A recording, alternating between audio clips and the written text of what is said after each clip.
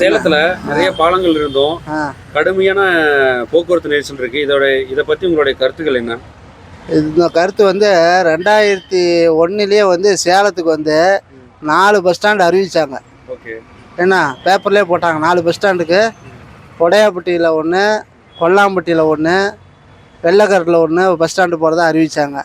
அதான் அறிவிக்கலை. ஏன்னா அதனால் வந்து இது ஒரே பஸ் ஸ்டாண்டில் எல்லாம் இருக்கும், ரொம்ப நெரிசலாக இருக்குது போக்குவரத்து. 2வது பாலம் போட்டு பாலத்தில் யாரும் போகிறதே இல்லை. பாலத்தெல்லாம் யாரும் அதிகம் போகிறதில்ல. எல்லாமே போக்குவரத்து எல்லாமே கீழே இருக்கிறதுனால எல்லாம் கீழே போகிறாங்க. ஏன்னா பாலம் போட்டும் இன்னும் பிரயோஜனம் இல்லாத மாதிரி தான் இருக்குது. ஆக்சுவலாக நிறைய டிராஃபிக் ஆகுதுன்றப்போ இப்போது மேக்ஸிமம் பார்த்திங்கன்னா இந்த ரெய்னி சீசனில் மழை வரும்போது அந்த ஈவினிங் டைமாக பார்த்திங்கன்னா மேக்ஸிமம் ஈவினிங்னாலே எல்லோரும் வெளியே வருவாங்க, ஷாப்பிங் அந்த மாதிரி வருவாங்க. ஸோ அப்படி வெளியே வராங்க, அந்த டைம் மழையும் பெய்யுதுன்னா நிறைய கார்ஸில் தான் வருவாங்க, மேக்ஸிமம் கார் அந்த மாதிரி தான் வருவாங்க.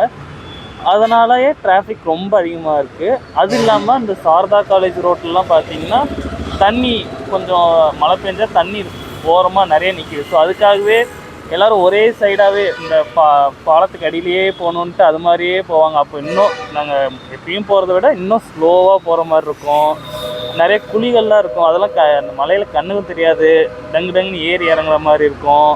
அந்த மாதிரி போகும்போதும் அதுவும் டிராஃபிக் தான். அவங்க மாதிரி நின்று போவோம், பிரேக் பிடிச்சி போவோம், நிறைய கார் போவோம். ஸோ அதனால் டிராஃபிக் நிறைய நான் ஃபேஸ் பண்ணியிருக்கேன்.